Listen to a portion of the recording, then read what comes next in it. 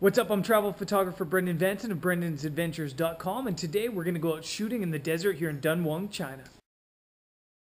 So the weather's been crazy of late. Even though we're in the desert, it's been raining a lot, and it's been really windy, like intensely windy. This is the best weather we've had in 3 days, so we're going to take advantage of it. It's about 4 o'clock, and we're going to hike into the dunes here just around Dunhuang, and I have no idea what type of shot we're going to get. I think I'm going to try to do a wide shot of this oasis around sunset, if we're allowed to be in there at sunset. But in China, it's always been a challenge being in the right place at the right hour. So we're going to head in and we'll see what we can do once we get inside. So let's go take some pictures of some dunes.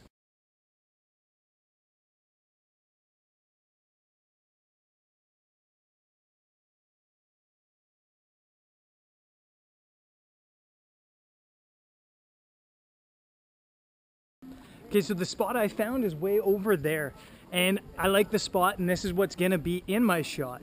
Okay, since I'm 100% sure that it's gonna be way too windy over there when I'm shooting, I'm gonna give you the rundown of what I'm doing with this shot from right here before the sun goes down. So basically what I wanna do is I wanna shoot this shot right at sunset or just after the sun goes down. We get this nice soft afternoon light.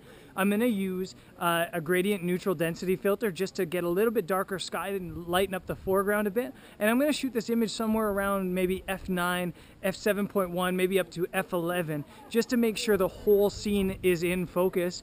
And it should give us a nice clean image with a cool sky as long as we get this color popping in the sky.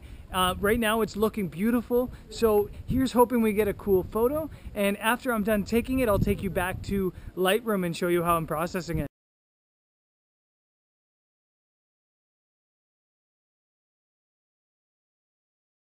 Okay, so I'm back in the digital dark room after an awesome day in Dunhuang.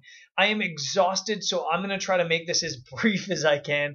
And yeah, let's get to these images quick. Dunhuang is cool. There's really like these sand dunes come out of absolutely nowhere. The town is all grassy and tree, and then you get these awesome sand dunes. So I just did some quick shots in there during the day, early in the afternoon. Light was soft enough, and yeah, I'll just buzz through them quick for you to see if you're interested. You can head to brendansadventures.com. By the time this video is live, there'll be an article with all these photos full size there for you to check out too.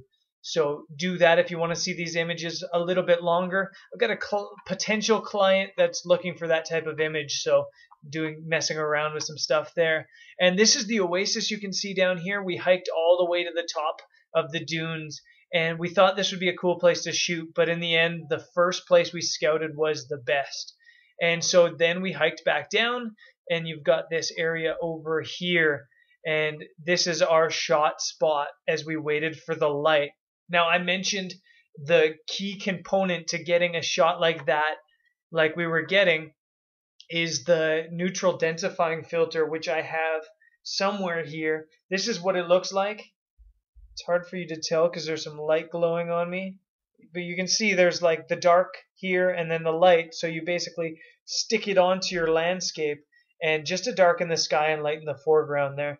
And this is the difference you get. You get a blown out sky a little bit here without it, and in here you get the perfectly exposed sky.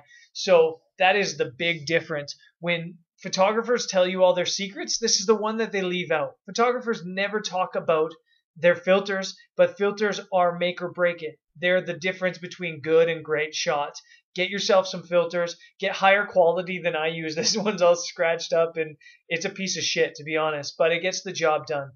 And yeah, like I said, this is the difference, and I'm going to show you how to edit this image in a second.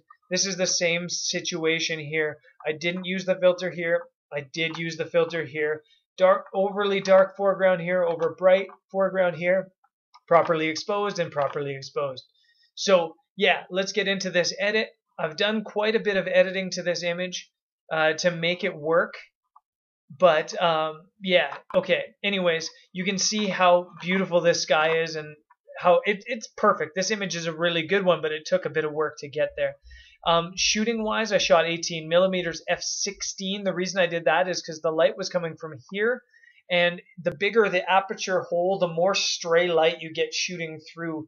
And so I wanted to narrow that down and get a crisper shot. And so I went f16, 0.4 seconds, all pretty standard for landscape photography. When I hit reset, you're going to see how much work I've done to this. Boom, reset. You still get all this perfect light here, but I really, really, really wanted to make it pop. So it's also a bit purple, and that's because of the cheap filter I was using. So to clean that up, I'm just going to warm things up a little bit there, and then now you've got your proper exposure or your proper white balance. Now, just to double up on the sky here, I'm going to add another layer of the neutral densifying filter just to darken the sky a little bit. I'm going to boost the saturation a little bit, and one of the things I'm going to do to this has got these wispy clouds, and I think it'll look cool with a softer clarity. So I'm just going to soften it. You see, if I go to the extreme, it makes it look really dramatic, and that kind of makes it look like soft. And yeah, I like that look there. So just going to pop that, and then really it's going to come down to some quick edits. We're going to open up the shadows. We're going to drop the blacks a little bit, increase the vibrance again just to bring out even more color. And then I'm just going to touch the clarity, the contrast a bit.